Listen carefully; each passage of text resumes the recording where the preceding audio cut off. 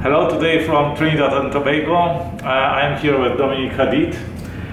Dominic is the entrepreneur of the year in the Caribbean region, so to say the best entrepreneur in the Caribbean right now. He is founder and CEO of Blue Waters, the largest independent bottling company in the Caribbean, operating in over 15 countries. Please meet with me, Dominic Hadeed. Hi, how are you?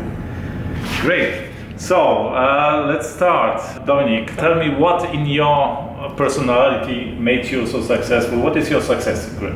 Well, I just think that it's important to love what you do, respect the people you work with and the customers. I always try to give the customers what they want as opposed to trying to force on them what I want to force on them.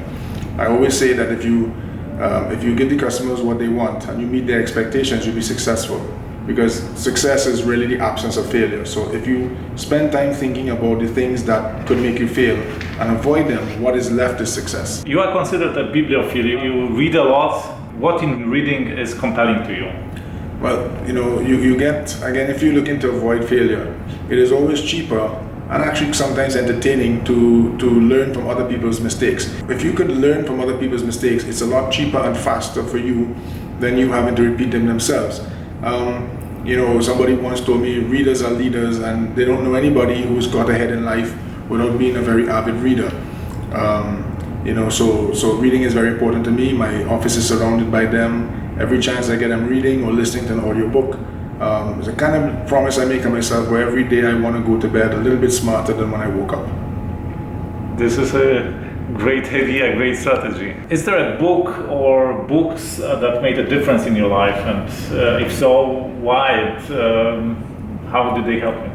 Well, I like a lot of biographies, and again, one of my favorites, coming back to that subject of failure, was by Jim Collins, Why the Mighty Fall. So again, in it you can see where a lot of people and companies who were way more successful than I was, where they went wrong. So again, for me, I'm always very cognizant of failure, maybe a little paranoid even, but that's what it takes.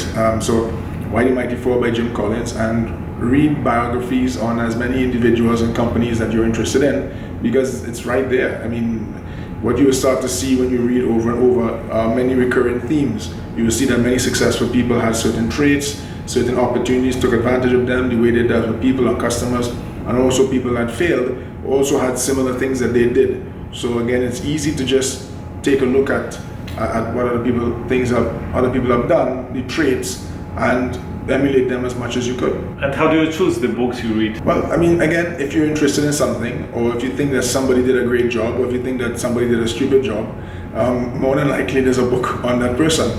So you just kind of search out the company, the product, or the person, and you more likely than not, you're going to find some reading material on that subject. You have a wife and 3 kids, and of course you want to spend as much time as possible with them. So I know you are economizing on your work time. For example, you employed a driver to drive you, so you can work during your commute. You save like 40 hours a month on that. So what are the other strategies on like saving time or maybe improving your efficiency? Well, networking is important. So I mean, exercise with friends, exercise with people that you would have had to otherwise go out of your way to meet. Take note of the things that you're doing that's occupying your time, and then be real with yourself and say, how much of these things that I'm doing do I really have to do? Could I really delegate this to somebody? Could I hire somebody to do this? And if I get back X amount of hours a day, a week, or a month, what could I do with that new time to pay for the person that I may hire to do what I'm doing? So it's a regular, it's no different of cleaning out your closet. You get 2 or 3 new shirts or pants, you have to take something out for something else to fit. So every time you take on something new, you may need to drop something, and you want to be taking on things that could give you higher and higher value or greater impact. Okay, great insight. What about this? What is the greatest or the most valuable advice you have received in your life? Say what you mean and mean what you say.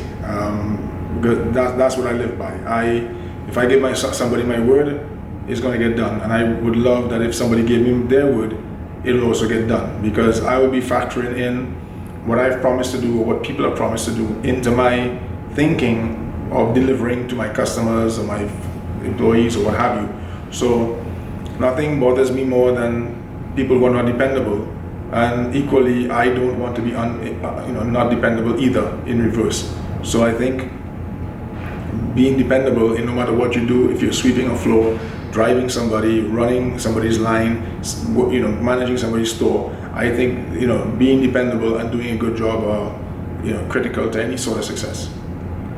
Okay, thank you for your answers, and see you from Trinidad and Tobago. Thank you.